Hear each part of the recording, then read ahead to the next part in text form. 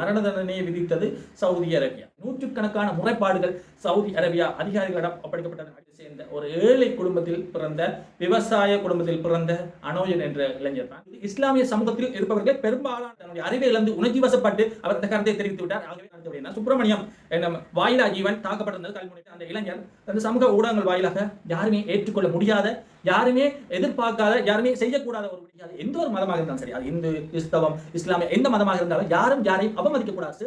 இந்த முன்னெடுப்புகளை நாங்கள் எப்பொழுதும் எதிர்ப்போம் என்ற தமிழரசு கட்சியினுடைய பதில் தலைவருமான சிவஞானம் அவர்கள் ஒரு முக்கியமான விடயத்தை தெரிவித்தார்.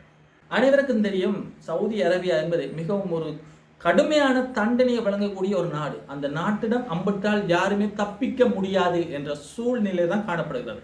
அப்போ இந்த இடத்துல நாங்கள் இன்னொரு முக்கியமான விடயத்தை மறக்கக்கூடாது.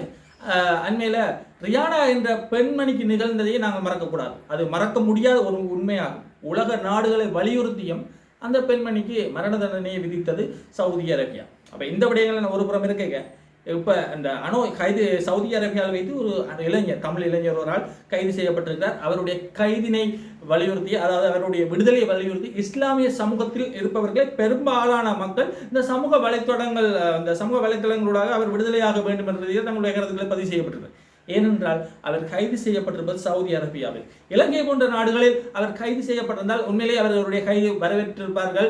ஏனென்றால் அவருடைய கருத்து அந்த அளவுக்கு பாதகமான ஒரு விடயம். இஸ்லாமிய சமூகத்தினர் அந்த இளைஞரை சவுதி அரேபியாவில் இருந்து மீட்க வேண்டும் என்று தங்களுடைய குரல்களை கொடுப்பது அவர்களுடைய பெருந்தன்மையை காட்டுகிறது என்று தான் நாங்கள் பார்க்கக்கூடிய ஒரு விடயமாக காணப்படுகிறது. ஏனென்றால் அவருடைய கருத்து அந்த அளவுக்கு பாதகமான விடயத்தை அவர் இந்த சமூக ஊடகங்கள் வாயிலாக வெளியிட்டிருக்கார். வணக்கத்துக்குரிய நபிகள் நாயகம் அவர்களை பற்றி அவதூறான முறையில் தன்னுடைய சமூக வழக்கில் பதிவிட்டிருந்தார். மிகவும் ஒரு கண்டனத்துக்குரிய ஒரு விடயமாக காணப்படுகிறது. ஆயினும் அவருடைய அந்த கருத்துக்கு பின்னணியில் ஒரு உணர்ச்சி வசப்பட்ட ஒரு விடயம் காணப்பட்டிருந்தது. தன்னுடைய அறிவை இழந்து உணர்ச்சி வசப்பட்டு அவர் இந்த கருத்தை தெரிவித்து விட்டார். ஆகவே அவருக்கு மன்னிப்பு வழங்க வேண்டும் என்று பல்வேறுபட்டவர்கள் தங்களுடைய கருத்துக்களை இந்த சமூக ஊடகங்கள் வாயிலாக தெரிவித்து வருகிறார்கள். என்ன கருத்து என்று பார்த்தால், அண்மையில் நாங்கள் எல்லோருமே அவதானித்த விடயம் சுப்பிரமணியம் வாயிலா ஜீவன் தாக்கப்பட்டிருந்தது கல்முனை பகுதியில். அப்போ இந்த இடத்துல கொதிப்படைந்த அந்த இளைஞர் அந்த சமூக ஊடகங்கள் வாயிலாக யாருமே ஏற்றுக்கொள்ள முடியாத, யாருமே எதிர்பார்க்காத, யாருமே செய்யக்கூடாத ஒரு விடயத்தை அவர் செய்திருந்தார். அதாவது நபிகள் நாயகம் அவர்களை பற்றி தவறான முறையில் பதிவு ஒன்று இருந்தார். அவர் பிற்பட்ட இடங்களில் அந்த பதிவை அவர் நீக்கி பின்ன ஒரு மன்னிப்பு காணொலியும் வெளியிட்டிருந்தார். அது வேறு ஒரு கதை. ஆகவே நபிகள் நாயகம் அவர்களை அவமதிப்பது ஏற்றுக்கொள்ள முடியாது. எந்த ஒரு மதமாக இருந்தாலும் சரி, அது இந்து, கிறிஸ்தவம், இஸ்லாமிய எந்த மதமாக இருந்தாலும் யாரும் யாரையும் அவமதிக்கக்கூடாது, சேறு பூசக்கூடாது என்பது மிகவும் ஒரு முக்கியமான காரணியாக காணப்படுகிறது. யாராக இருந்தாலும், எந்த நாட்டில் நாங்கள் வசித்தாலும் அந்த நாட்டினுடைய சட்டத்திட்டங்களுக்கு அமைவாக சட்டங்கள் அனைவருக்கும் சமமாக இருக்க வேண்டும். அந்த சட்டம் அனைவருக்கும் சமமாக இருக்க வேண்டும் என்ற ரீதியில் பார்க்கப்படுகிறது. ஆயினும் இந்த மத நல்லிணக்கம், சமூக முரண்பாடுகளை ஏற்படுத்தக்கூடிய இந்த இவ்வாறான தவறான வார்த்தைகளை நாங்கள் தவிர்த்து கொள்ள வேண்டும். குறிப்பாக இந்த சமூக ஊடகங்கள் வாயிலாக இந்த இளைஞர்களை தவறான வழிக்கு இட்டு செல்வது, உணர்ச்சி வசப்பட்ட கருத்துக்களுக்கு அடிமையாக்க முயல்வதனை நாம் மிக வன்மையாக கண்டிக்க வேண்டிய ஒரு சூழ்நிலை காணப்படுகிறது.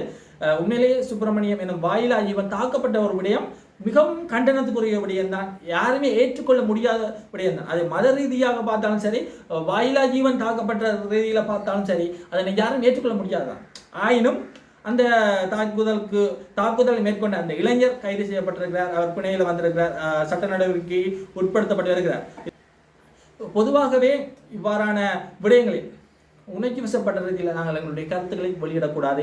இன்னொருவரை சேறு பூசுவதற்கு நாங்கள் எங்களுடைய பேச்சு சுதந்திரத்தை பயன்படுத்தக்கூடாது என்பது உலகம் அறிந்த உண்மை. ஆகவே இதன் அடிப்படையில் நூற்றுக்கணக்கான முறைப்பாடுகள் சவுதி அரேபியா அதிகாரிகளிடம் ஒப்படைக்கப்பட்டதன் அடிப்படையில் அந்த இளைஞர் சவுதி அரேபியாவில் கைது செய்யப்பட்டார். யார் அந்த இளைஞர் என்று பார்த்தால், அம்பாறை மாவட்டத்தை சேர்ந்த ஒரு ஏழை குடும்பத்தில் பிறந்த, விவசாய குடும்பத்தில் பிறந்த அனோயன் என்ற இளைஞர் தான். உண்மையிலேயே அவருடைய அறிவை இழந்து உணர்ச்சி வசப்பட்ட ரீதியில் அந்த பதிவை விட்டிருக்கிறார்.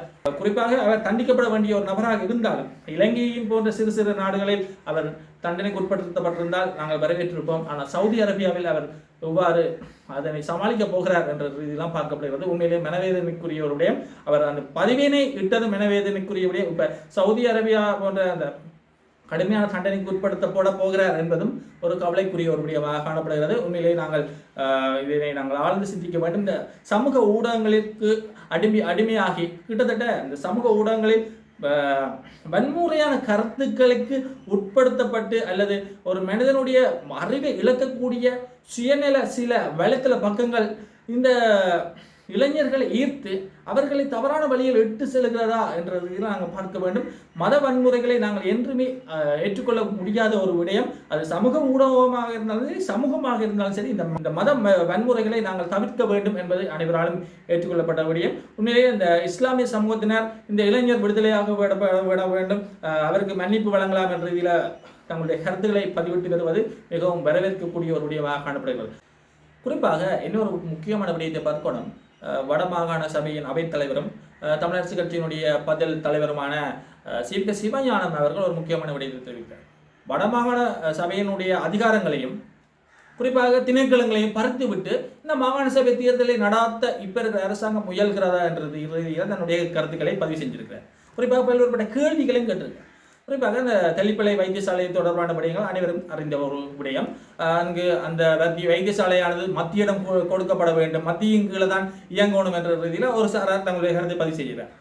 இப்ப இருக்க அரசாங்கமும் அந்த நிலைப்பாடு இருக்கிறது என்பது அப்பட்டமான உண்மை.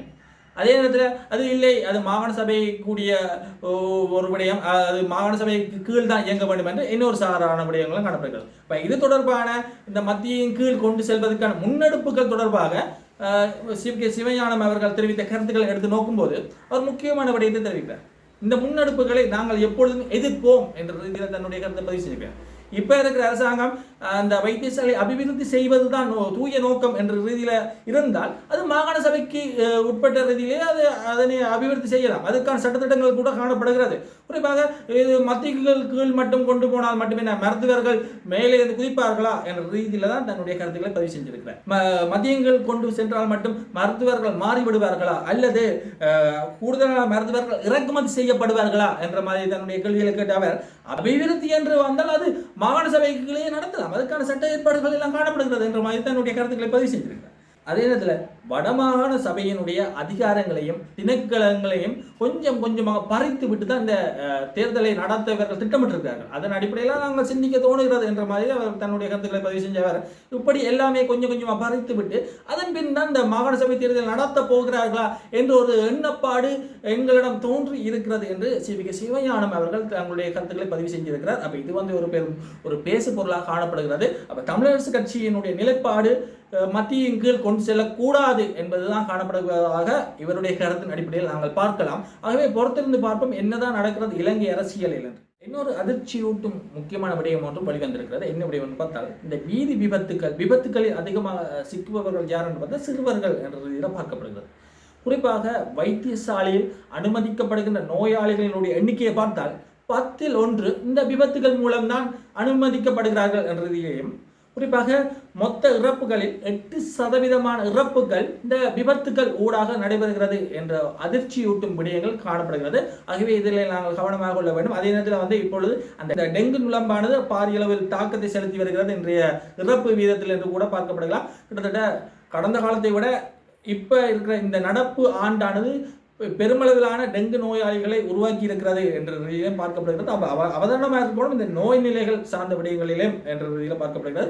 அதே நேரத்தில் நாங்கள் இன்னொரு முக்கியமான விடயத்தையும் பார்க்கணும்.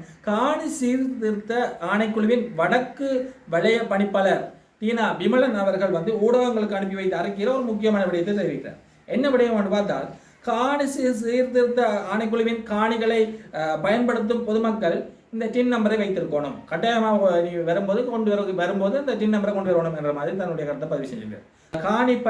காணி பயன்பாட்டுக்கான குத்தகை பணம் செலுத்துதல் அல்லது நில அளவை கட்டணம் செலுத்துதல் அல்லது ஆணைக்குழுவின் எந்த ஒரு செயற்பாட்டுக்கும் வரும்போதும் இந்த டின் நம்பரை கொண்டு வரணும் என்ற மாதிரி தன்னுடைய கருத்தை பதிவு செஞ்சிருக்கிறார். அதாவது வரி செலுத்தினர் அடையாள இலக்கத்தினை கட்டாயம் கொண்டு வரணும் என்ற தன்னுடைய கருத்தை பதிவு செஞ்சிருக்கிறார். இதன் அடிப்படையில் பார்க்கும்பொழுது இலங்கை பிரஜைகள் அனைவருமே இந்த டின் நம்பரை எடுத்து வைத்து இருப்பது மிகவும் கட்டாயமான ஒரு விடயமாக காணப்படுகிறது. இதற்கான கால அவகாசம் இனிமே வெளியிடப்படாமல் இருந்தாலும் மக்கள் தங்களுடைய இலகுவான அந்த அரச கர்ம செயற்பாடுகளுக்காக இந்த டின் நம்பரை எடுத்து வைக்க வேண்டும் என்ற ரீதியில் பார்க்கப்படுகிறது. அப்போ நாங்கள் அதை இனியும் எடுத்து வைக்கணும் என்ற மாதிரியில் நாங்கள் பார்த்துக் கொள்ளலாம். வணக்கம். ஆகவே இவ்வாறு இலங்கை அரசியலில் பல்வேறுபட்ட விடயங்கள் நடைபெற்று வருகிறது. ஆகவே நாங்கள் பொறுத்திருந்து பார்ப்போம் இலங்கை அரசியலில் எவ்வாறான சூழ்நிலை காணப்படுகிறது, வருங்காலத்தில் இந்த அரசியல் களங்கள் மற்றும் சமூக விடயங்கள் எவ்வாறு செல்ல போகிறது என்பதை. நன்றி, வணக்கம்.